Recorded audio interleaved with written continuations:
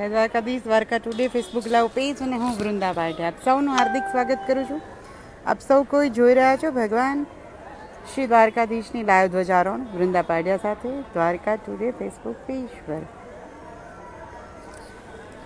દ્વારકા સાથે રોજે લોકો કનેક્ટ થઈ શકે, દ્વારકાધીશના લાઈવ દર્શન તો કરતા જ હોય છે, પણ પરોક્ષ રીતે દ્વારકા પહોંચી શકે એ માટે થઈને આપણે રોજે એક ધ્વજારોહણ લાઈવ કરીએ છીએ અને પોતાના દિવસની શરૂઆત છે, દિવસનો એક એવો સારો વિડીયો જે છે કે જે ભગવાનને સમર્પિત હોય, જે કંઈક પોઝિટિવ વાઇબથી હોય, જે ક્યાંક કોઈ અટવાયેલાને ક્યાંક સાંત્વના આપી શકે એવો સારો વિડીયો થઈ શકે એ માટે થઈને આપણે રોજ એક ધ્વજારોહણ જે છે લાઈવ લઈને આવીએ છીએ. સૌથી પહેલી કોમેન્ટ લવલી વસીન ચંદીગઢથી રોજ લવલી વસીન જોડાય છે. જય દ્વારકાધીશ. કિંજલ પટેલ, ભૂપત અડગમા, જય દ્વારકાધીશ. રશ્મિકભાઈ પંડેરી, જય દ્વારકાધીશ. વૈષ્ણવ ચિત્રાંગા, જય દ્વારકાધીશ. રાધે રાધે. આજની આ ધ્વજારોહણ મોદી પરિવાર દ્વારા આજની આ ધ્વજારોહણ જે છે કરવામાં આવ્યું છે. કૃષ્ણએ ગીતામાં કહ્યું છે કે મારા પર ભરોસો રાખો, એવું નથી કહ્યું કે મારા ભરોસે બેસીને રહો. સુંદર એવી કોમેન્ટ તલપદા જીતુકુમાર, જય દ્વારકાધીશ.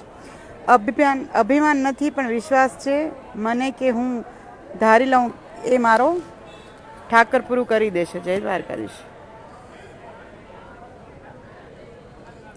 હું જે ધારી લઉં એ મારો ઠાકર પૂરું કરી દેશે એવું અભિમાન નહીં પણ વિશ્વાસ છે. સુંદર એવી કોમેન્ટ મહેશભાઈ તળપદા, જય દ્વારકાધીશ. ભૂપત અડગમા, જય દ્વારકાધીશ.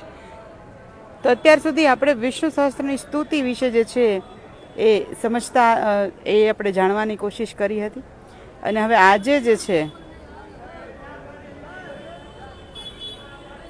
એ હું કૃષ્ણાષ્ટકમ જે પણ શંકરાચાર્ય દ્વારા જ રચિત છે, તો કૃષ્ણાષ્ટકમ જે છે એ શંકરાચાર્ય દ્વારા કરેલી શ્રી કૃષ્ણની સ્તુતિ છે.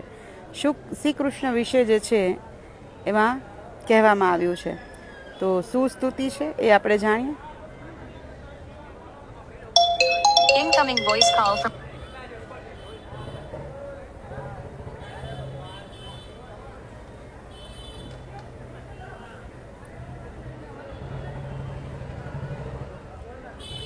તેજસ પટેલ, જય દ્વારકાધીશ. બાલરાજ, જય દ્વારકાધીશ.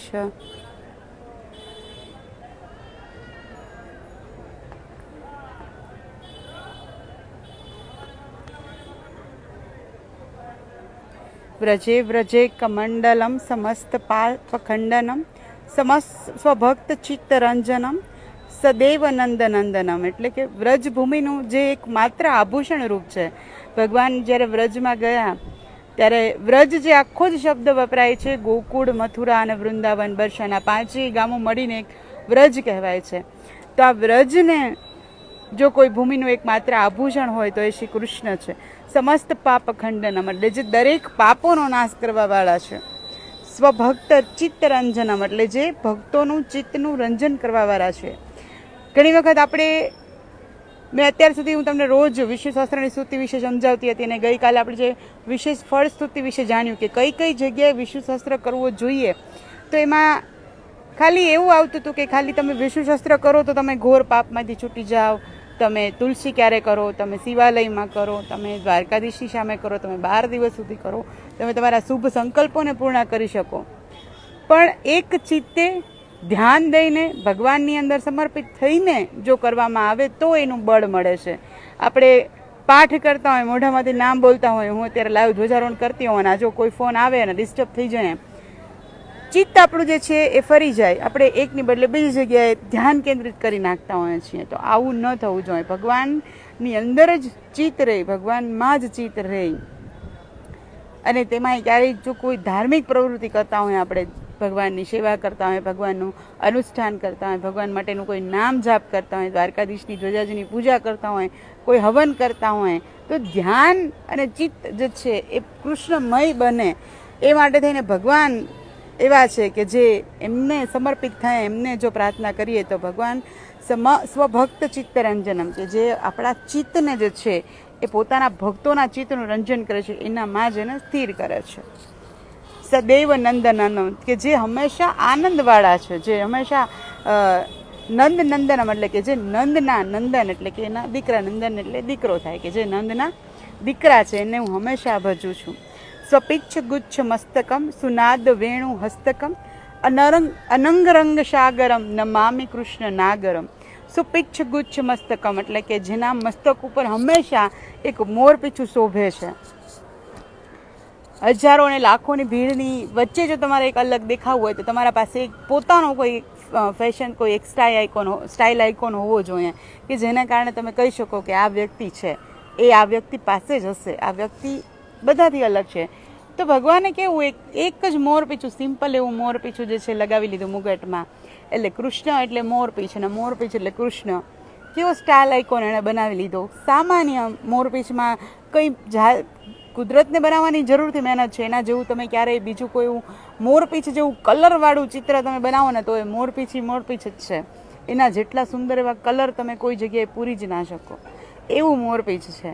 તો મોરપીછ જે હંમેશા જેના મસ્તક ઉપર શોભે છે. સુનાદ વેણુ હસ્તકમ જેના હાથમાં સુરીલી બંસરીઓનો નાદ સંભળાય છે. અને જે અનંગરંગ સાગરમ કે જે કામકળામાં સાગર જેવા છે. એટલે ભગવાન હતા ને આમ ધ્યાન કેન્દ્રિત. કૃષ્ણનો તો અર્થ જ થાય કર્ષતી આકર્ષણ કે જે હંમેશા આકર્ષણ કરે, જે હંમેશા તેની પોતાની તરફ જે ખેંચે એ કૃષ્ણ છે. એટલે તો ભગવાન એવા હતા કે કામકળાના સાગર હતા. અને એવા નાગર નમામિ કૃષ્ણ નાગરમ, એવા કૃષ્ણ નાગરને હું નમસ્કાર કરું છું. આ કૃષ્ણાષ્ટકમ જે છે એ શંકરાચાર્ય દ્વારા લખેલું છે અને આજથી આપણે શરૂઆત કરીશું. કારણ કે મારું એવું માનવું છે કે જો આપણે આંખથી ભગવાન શ્રી દ્વારકાધીશની ધ્વજારોના દર્શન કરતા હોઈએ તો કાન પણ ભગવાન વિશે સાંભળે તો ભગવાન જે છે આપણા હૃદયસ્થ બને. એટલે 10 મિનિટ માટે આપણે થોડીક વાર પણ જ્યારે ભગવાનને જોઈ રહ્યા છીએ, ભગવાનને દર્શન કરી રહ્યા છીએ ત્યારે ભગવાનની વાત સાંભળતા ભગવાનમાં આપણે ધ્યાનસ્થ થઈ શકીએ. એટલા માટે થઈને હું રોજ કોઈ ને કોઈ સ્તુતિ સાથે હાજર થાઉં છું. આપણે વિષ્ણુ સહસ્ત્ર જે છે લગભગ એકાદ વર્ષ જેવું મને થયું, 1 વર્ષ ને કદાચ બે મહિના 2.5 મહિના જેવું, કે આપણે ભગવાનના જે 1008 નામ હતા એમના વિશે સમજ્યું કે એમના નામ જે એમની ગુણો ઉપર, એમના લાક્ષણિકતાઓ ઉપર, કે ભગવાનની અંદર ક્યાં ક્યાં ગુણો છે, ક્યાં ક્યાં લાક્ષણિકતાઓ છે, એના ઉપર આપણે જે નામ બધા જોયા. અને આજથી હવે આપણે કૃષ્ણાષ્ટકમ વિશે જે છે એ સમજી રહ્યા છીએ. અને આપણી સમક્ષ સુંદર એવી દોરી ધ્વજાઓ ફરકે જોઈ મારું મન હરખે. સુંદર એવી સૂર્યચંદ્રના ચિહ્નોથી અંકિત આજની આ ધ્વજારોહણ મોદી પરિવાર દ્વારા આજની આ ધ્વજારોહણ જે છે કરવામાં આવ્યું હતું. અલ્પેશ પાડિયા જામનગરથી, જય દ્વારકાધીશ. નીતેશ મહેતા જય દ્વારકાધીશ. કિંજલ પટેલ જય દ્વારકાધીશ. નિકેતા રાણા જય દ્વારકાધીશ. સોલંકી હરેશ જય દ્વારકાધીશ. બાબુ ઠાકોર જય દ્વારકાધીશ. ચેતન રાઠોડ, પાલાભા સુમાનિયા સરપંચ જય દ્વારકાધીશ. તેજસ પટેલ જય દ્વારકાધીશ. ધર્મેન્દ્ર ગુચલા જય દ્વારકાધીશ. જય સધ્યા જય દ્વારકાધીશ.